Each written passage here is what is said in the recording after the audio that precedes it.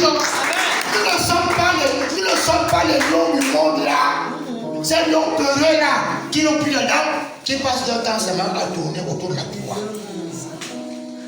Les lions du monde, la Bible dit, le lion rôde autour de nous comme un lion de sang. C'est même pas un lion. C'est-à-dire qu'il fait semblant d'être un lion, mais en fait, il n'en est pas. Il fait semblant. Amen. Il fait semblant. Le lion a voulu affronter un autre lion.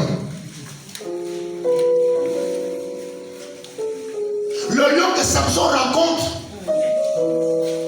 sur le chemin en allant chez les Philistins là-bas. N'est-ce pas? Ce lion-là, il croyait que Samson c'était un lionceau faible qui ne connaissait pas ses doigts. Quand le lion est arrivé à bondir, Samson, la Bible déclare que Samson, l'esprit éternel est descendu sur Samson. N'est-ce pas? Qu'est-ce que Samson a fait? Samson a seulement attrapé le lion en question et il a déchiré avec ses mains ce lion-là comme on déchire un chevreau. Amen, bien. Hein? Comme ça. Il a déchiré ce lion-là comme on déchire quoi? Un chevreau. Vous n'avez jamais dit quelque chose. Qui croit ici qu'il peut être dévoré par les lions?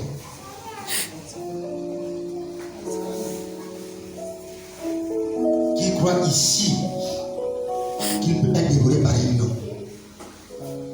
Moi je vous dis au nom de Jésus, personne parmi vous ne peut être dévoré par un lion. Sauf si vous avez peur. Vous comprenez? Amen. Parce que vous ne connaissez pas la puissance qui est sur vous. Amen. Vous ne connaissez pas l'esprit de l'Éternel. Amen. Je vous dis au nom de Jésus. Amen. Je vous dis au nom de Jésus et je le confirme que dans une situation où un gorille dans la forêt viendra se battre contre vous, c'est vous qui serez le grand vainqueur.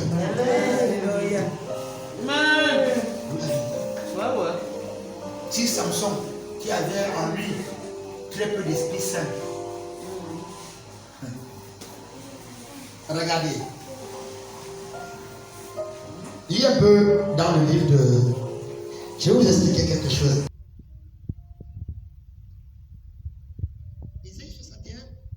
C'est le livre un peu ça.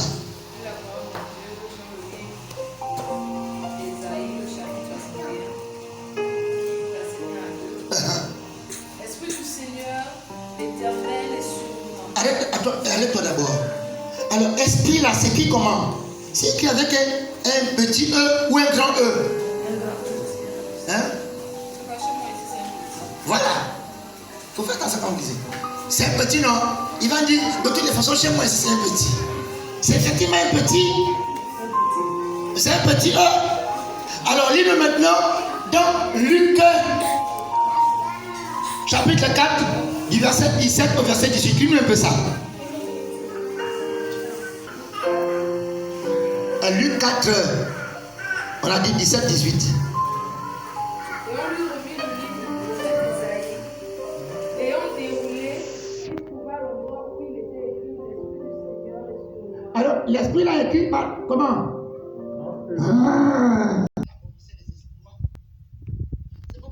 Que dans l'Ancien Testament, il y a toujours écrit et l'Esprit de l'Éternel ainsi par l'Éternel. Quand il dit ainsi par l'Éternel, c'est à ce moment que l'Esprit est descendu sur nous. Lorsqu'il a fini de faire la mission, l'Esprit fait quoi? L'Esprit repart. Oui, non? Donc c'est pourquoi nous avons du mal à comprendre la réaction des enfants d'Israël. À un moment donné, ils disent gloire à Dieu. À un autre, ils sont méconnaissables. Quand ils disent gloire à Dieu, l'Esprit de Dieu descend sur eux. Ils voient ce que Dieu fait. Hein? Mais quand l'Esprit de Dieu est parti, il redevient des hommes ordinaires. Donc ici, il faut comprendre quand on dit l'Esprit éternel est sur moi, ça ne veut pas dire le Saint-Esprit de Dieu est sur moi en totalité. Ça veut seulement dire la motivation de Dieu est sur moi. La mentalité de Dieu est sur moi. Le caractère de Dieu est sur moi. La colère de Dieu est sur moi.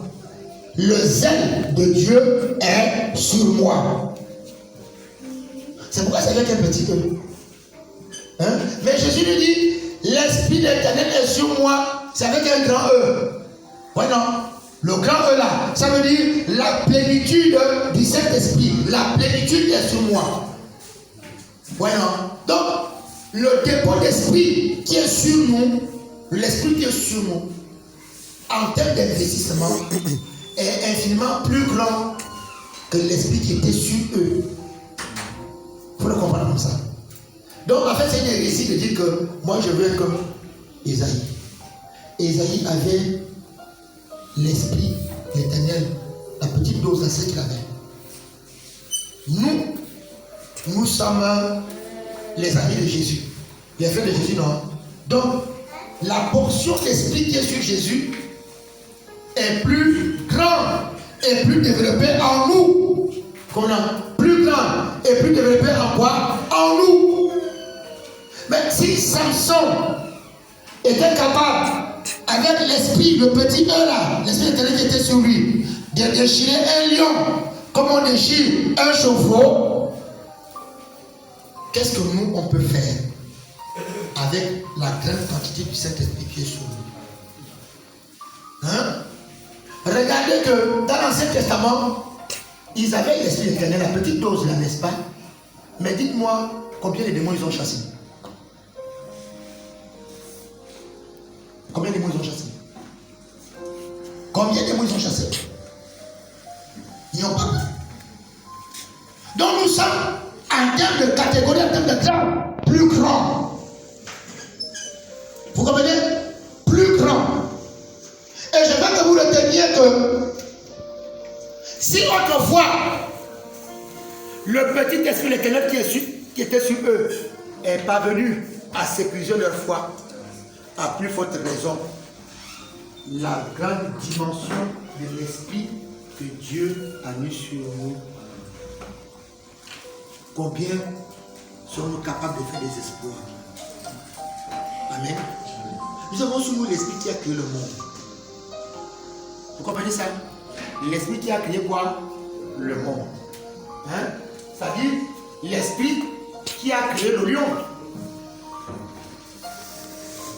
Pour ne pas reconnaître en nous la présence de Dieu, un pasteur prêchait un jour, il a vu de révélation, il a dit que vous savez que, en fait, le lion mange de la viande, n'est-ce pas?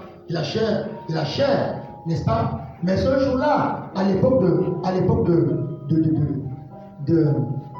Daniel, quand les lions ont humé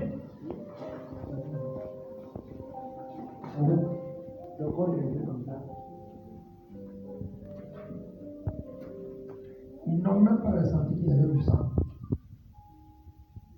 Et pourtant Daniel a vu ça. Mais comment les lions ont ressenti?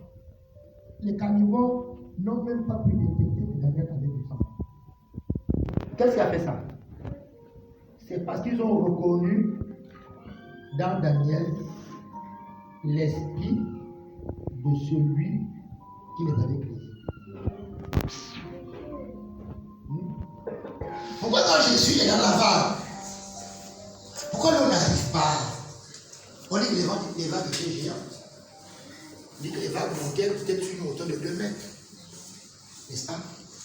Mais attends, les vagues qui vont jusqu'à une hauteur de 2 mètres. Si ces vagues-là se déversent,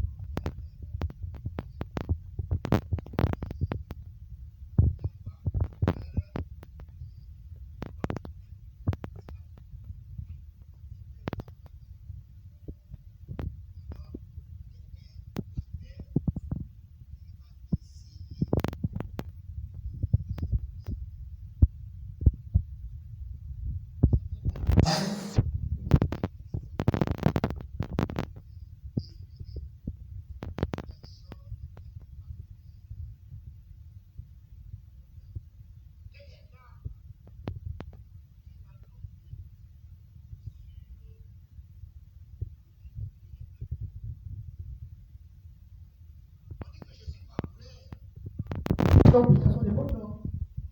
Est-ce qu'il n'y avait pas des animaux féroces? Parce qu'à cette époque, Israël était certainement comme le Gabon. Le désert, là, c'est par la suite là. Mais avant, quand on lit la Bible, on constate qu'ils avaient des herbes. Ils avaient du miel. Pour avoir du miel. Le miel, on le trouve où? On le trouve parfois sur les arbres, non. Mais alors, hein, quand il dit j'enverrai la pluie de la première de l'arrière saison. Vous avez entendu que Dieu envoie la pluie de la première de l'arrière saison dans le désert. Ça existe. Il y avait des arbres. Donc à l'époque de Jésus, il y avait des animaux féroces, il y avait des serpents.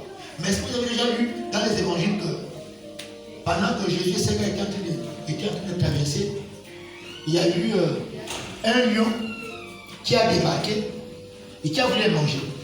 Vous avez lu ça? Mais ces animaux féroces étaient où? Ils étaient bien là. Mais ils ont reconnu leur créateur. Amen. Amen.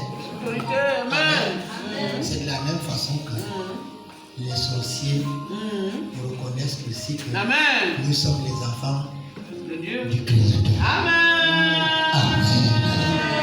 Nous sommes les enfants du Créateur. Amen. Amen. Quand les musulmans disent que Dieu n'a pas de fils, c'est par jalousie. Parce qu'ils sont simplement des créatures. Ouais. Et quelqu'un qui ne les reconnaît pas, non. Mais quand on dit que nous sommes les fils de Dieu, les enfants de Dieu, c'est que nous avons la marque de Dieu. Amen. Amen. J'ai l'esprit